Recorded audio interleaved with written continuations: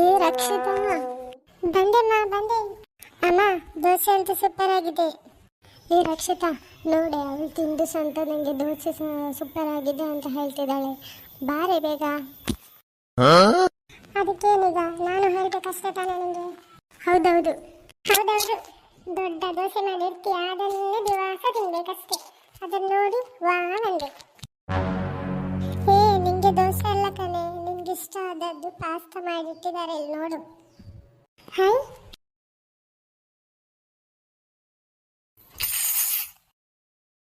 ಹೇಗಿದೆ?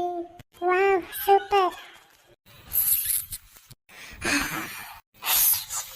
ಸರಿ ನಮ್ಮ, ನಂದು ಚಹಾ ಕುಡ್ದಾಯ್ತು, ನಾನೇನು ಹೊರಡ್ತೇನೆ. ಇವಳು ನೋಡು, ಹೊರಟೆ ಬಂದ್ಬಿಟ್ಟಿದ್ದಾಳೆ. ಸರಿ ಮಗಳೇ. ಸರಿ ಮಮ್ಮ, ನಾನು ಹೊರಡ್ತೇನೆ. ಹಬ್ಬ, ನನ್ನ ಮಕ್ಕಳಿಬ್ಬರು ಖುಷಿ. ನನಗೆ ಒಂದು ಬೇಸರ ಅಂದರೆ ನನ್ನ ಮಗ ಚಹಾ ಕುಡಿಲಿಲ್ಲಲ್ಲ, ಬೇಗ ಬೆಳಗೋದು ಹೋದ. ಅಯ್ಯೋ. ಪರವಾಗಿಲ್ಲ, ಅವನಿಗೆ ಸಂಜೆ ಬರೋಷ್ಟರಲ್ಲಿ ಒಂದು ಸ್ಪೆಷಲ್ ಆಗಿ ಅವನಿಗೆ ಇಷ್ಟವಾದದ್ದನ್ನು ಮಾಡಿರ್ತೇನೆ.